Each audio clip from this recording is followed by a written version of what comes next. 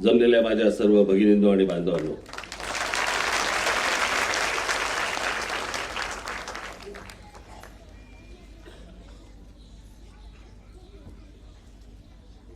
महिलांसाठी एक दिवस का साजरा करायचा आहे मला अजूनपर्यंत कळलेलं नाही. आणि उद्या काय करायचं?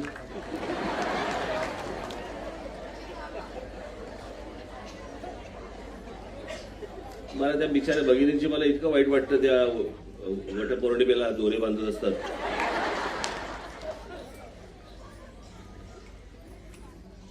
मनातनं उलटे बांधायची इच्छा असते. आणि कोणी सांगितलंय 7 जन्म हाच पती मिळवते? अरे काय चॉईस आहे की नाही? एकच घेऊन कशाला बसायचं 7-7 वेळाला? हे माझ्या नावाच्या अगोदर जे लावतात ना सगळे पदं, काय काय लावतात बरं का बाळा. ते आपले एकदा आपले दत्तोवामन पोद्दार शिवचरित्रकार, असा विनोद आहे, घडलेला नाही. ते एकदा रायगडावरती गेले. रायगडावरती चढत असताना असं त्यांनी असं वरती बघितलं. तिथून समोर एक शेतकरी होता.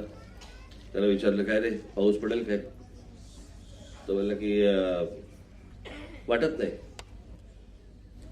थोडा वेळ असं आभाळ भरून आलं, वारा सुरू झाला, प्रचंड पाऊस सुरू झाला.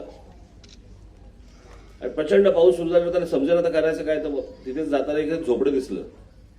त्याने टकटक केलं. तर आतून आवाज आला, कोण आहे? त्यांनी सांगितलं, शिवचरित्रकार महामहोपाध्याय दत्तोवामन पोद्दार. आतून आवाज आला, इतक्या लोकांना जागा नाही. आता जर समजा ह्यानी जे माझ्या अगोदर लावलं हे मी कुठे टकटक करून गेलो, कोण येईल घरात?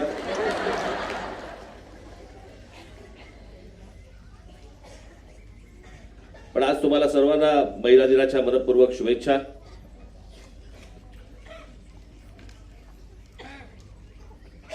मला कल्पना नव्हती लीना वहिनींनी इतक्या जणींना जमवलं असेल. घरच्या 4 जणींसमोर शब्द नाही फुटत. इतक्या जणींसमोर मी आवता आणीन.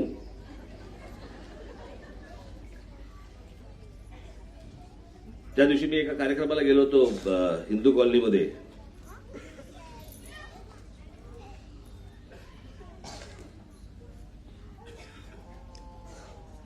ज्या महिला उद्योजिका आहेत त्यांचा तिथे सत्कार वगैरे होता.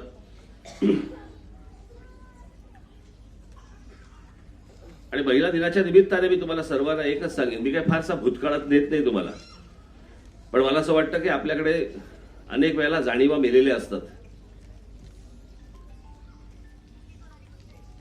आणि आज आपण जे उभे आहोत 2 पायावरती, जे महिला दिन म्हणून साजरा होतोय, तुम्हाला जे समाजामध्ये जे स्थान आहे, या सगळ्या गोष्टींच्या मागे कित्येक महिलांचे कष्ट आहेत अगोदरच्या, की ज्याच्यामुळे तुम्हाला हा मान मिळतोय. मला ज्ञात असलेली व्यक्ती पहिली म्हणजे जिजाऊ साहेब, की जी पहिली उद्योजिका पकडीन मी, की जिने ज्या व्यक्तीने, ज्या स्त्रीने, ज्या मातेने पहिला स्वराज्याचा उद्योग सुरू केला. म्हणजे त्या बाईने जे पेरलं त्याच्यामुळे शहाजीराजे बंड करू शकले आणि शिवछत्रपती आमचे इतिहास घडवू शकले. मला असं वाटतं ह्या ज्या बाता होऊन गेल्या यांचं विस्मरण होऊन चालणार नाही. सावित्रीदेवी फुले, की ज्यांनी मुलींना शिक्षण दिलं. आज तुम्ही जे शिकलेले आहात, हे जे सगळे जे बारीक बारीक बारीक बारीक ज्याला आपण वळणं आहेत ना, ही सगळी ही तुम्ही लक्षात ठेवणं गरजेचं आहे. मी आज सकाळी विचार करत होतो की महिला दिन, आज महिला दिन का साजरा होतोय, कोणामुळे साजरा होतोय. म्हणजे अगदी साधी गोष्ट सांगायची झाली तर मीनाक्षी शिरोडकर, तुम्हाला नाव देखील माहिती नसेल. मीनाक्षी शिरोडकर म्हणजे आता मध्यंतरी त्या हिरोईन येऊन गेलं ना, नम्रता शिरोडकर, शिल्पा शिरोडकर वगैरे, बरोबर ना. त्यांच्या आजी,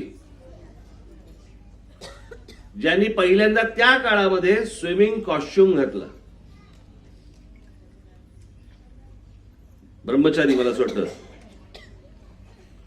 स्विमिंग कॉस्ट्युम घालणारी स्त्री, मराठी स्त्री, हे धाडस होत पाहिजे होतं त्यावेळेला. केवढं मोठं धाडस. मी तुम्हाला, ज्यांनी आपल्यावरती 150 वर्ष राज्य केलं ना, त्या इंग्लंडमध्ये संपूर्ण त्यांच्या पार्लमेंटमध्ये, अख्ख्या पार्लमेंटमध्ये कधीही बाई नव्हती. त्यांच्या तिला कळलं काय नव्हती असं तुम्ही विचारलं, पण अख्ख्या पार्लमेंटमध्ये एक बाई नव्हती. ती पहिली बाई निवडून आली, त्या मार्गारेट थॅचर. त्या पहिल्या खासदार झाल्या आणि त्या देशाच्या पंतप्रधान झाल्या. तोपर्यंत इतका पुढारलेले म्हणून आपण म्हणतो, ज्यांनी इतक्या देशांवरती राज्य केलं, पण त्यांच्या देशामध्ये पार्लमेंटमध्ये स्त्री नव्हती. आणि त्याच्या अगोदर आपल्या देशामध्ये कित्येक स्त्रिया मोठ्या झाल्या, उभ्या राहिल्या, धाडस केलं. आपल्या देशामधली पहिली डॉक्टर या मराठी आहेत. मी जर चुकत नसेल आणलं होतं जोशी म्हणून,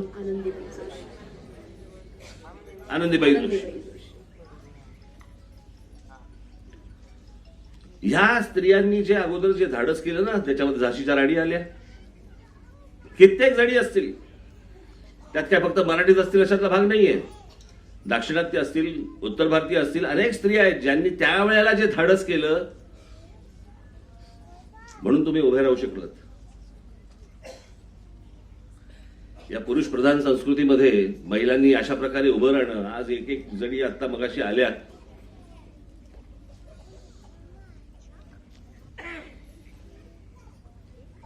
आणि आपण मगाशी बोललात भाषण करताना, राजसाहेबांना महिलांसाठी बरंच काही करावंसं वाटतं. ते काय ते पण सांगा बरं का. एक तर आम्ही सारा गैरसमजाने पछाडलेलो असतो, त्याच्यामध्ये अगोदरच अजून काहीतरी तुम्ही काहीतरी बोलून आमच्या मागे लावता. मागे त्या विक्रोळीला पण झालं होतं, किती रिक्षा दिल्या होत्या महिला, सगळ्या महिला रिक्षा चालवणाऱ्या. आज मला असं वाटतं की या सगळ्या गोष्टींमधनं तुम्ही पुढे कसं जाता येईल आणि अनेक महिलांना कसं अजून उभं करता येईल, याच्याकडे तुमचं लक्ष असलं पाहिजे. आम्ही तर आहोतच. या सगळ्या गोष्टी तुम्हाला सहकार्य करण्यासाठी, सहाय्य करण्यासाठी, मदत मी मुद्दामून शब्द वापरत नाही, पण सहकार्य करण्यासाठी आम्ही आहोतच. पण मला असं वाटतं तुम्ही पुढाकार घेणं गरजेचं आहे, सर्वांनी पुढाकार घेणं गरजेचं आहे. आज इथे माझ्या आईच्या वयाच्या, आजीच्या वयाचे जण बसलेले आहेत समोर. तिथे कित्येक गोष्टी आपण विसरलेलो आहोत त्या व्हॉट्सअपच्या ह्याच्यात. मला अजून लहानपणी आठवते, आमची आई गच्चीमध्ये तिथे त्या कुरड्या असायच्या, पापड असायचे, सगळे त्या गच्चीमध्ये वाळत घातलेले असायचे. आता काय लिज्जतनेच इज्जत काढल्यामुळे फारसं वाटायला कोण जात नाही त्याच्या. पण या सगळ्या गोष्टी तुम्ही जपणं गरजेचं आहे. मी एक मध्यंतरी मला माझ्याकडे आमचे नितीन सरदेसाई आले होते, तरी एक माझ्याकडे त्यांच्या सुनेच्या आजीने लिहिलेलं एक पुस्तक, त्या पुस्तकाची प्रस्तावना मला द्यायला सांगितली. आणि त्यांनी मला सांगितलं पुस्तकाचं नाव काय आहे. तर पुस्तकाचं नाव होतं काय असतं. चांद्रसेनीय काय असतं प्रभू म्हणून ते काय असतं. तर मी त्याला सांगितलं, म्हटलं मी जातीभीतीवरती म्हटलं काही लिहित नाही म्हटलं, आणि फारसं मला त्यातली काही गती नाही, मला काही फारसं काही कळत नाही त्यातलं. नाही तरी पण तुम्ही लिहायचं. मग मी त्याच्यामध्ये लिहिलं, जे मला सुचलं ते लिहिलं. मी म्हटलं काय असतं म्हणजे नेमकं काय असतं हे मला माहित नाही,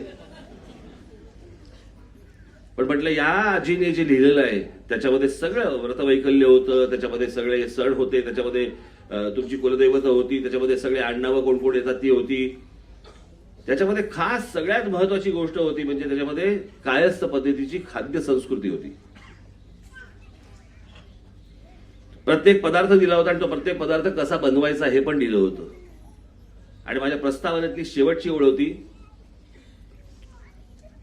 की जातीपातीमध्ये देखील, जर समजा मला जातीपातीमध्ये काही देणं घेणं नाही, पण प्रत्येक जातीमधली खाद्य संस्कृती जपली पाहिजे.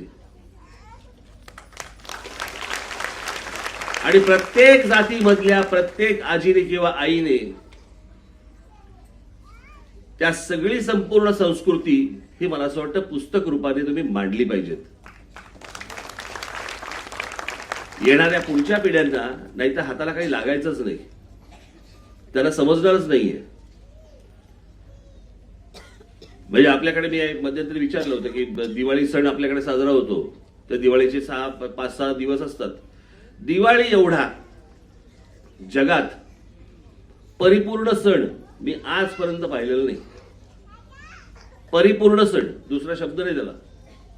संपूर्ण कुटुंबाशी निगडीत असलेला आणि तुमच्या सगळ्या व्यवहाराशी संबंधित असलेला एकमेव सण येतो. पहिलं त्यावेळेला तर काही इंडस्ट्री वगैरे तर काही नव्हती, उद्योग काही नव्हते, होती ती फक्त शेती होती. शेतीला लागणारे अवजार म्हणजे काय, तुमच्याकडे लागणारी काय गाय जी तुम्हाला दूध देणार, तरी बैल जो तुमचा नांगर फिरवणार शेतीसाठी. पहिला दिवस वसुबारस, की त्या गायीची त्या वासराची पूजा करणं, की ही ह्यांच्यामुळे मी आहे उभा.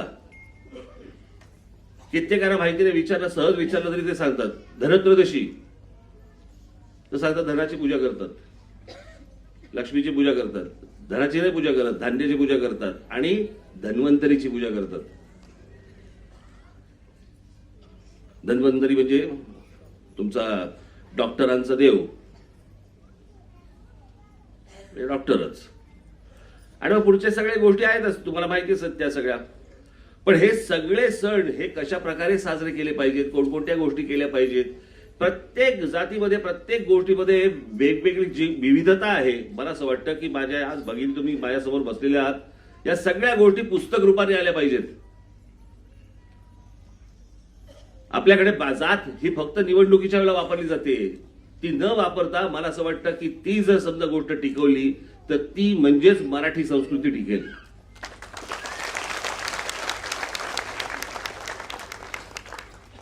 आज मी जे बोलतोय याच्यापैकी तुमच्यापैकी किती जणी करतील मला माहिती नाही, परंतु याच्यामध्ये 5 जणी जरी उभ्या राहिल्या तरी मला असं वाटतं आपली मराठी संस्कृती उभी करण्यासाठी, जगवण्यासाठी, वाढवण्यासाठी, वृद्धिंगत करण्यासाठी त्याचा खूप मोठा हातभार लागेल. आणि तसा निश्चय तुमच्यापैकी काही भगिनींनी करावा, घ्यावा. आजच्या या 8 मार्चला, आजचा जगातला हा सगळ्यात मोठा दिवस जो 8 मार्चला सुरू होतो आणि पुढच्या 7 मार्चला संपतो, ऐकून तर घ्यावंच लागतं. तुम्हाला वाटतं एक दिवस महिला दिन असतो, विचारा पुरुषांना, नाही कळायचं तुम्हाला.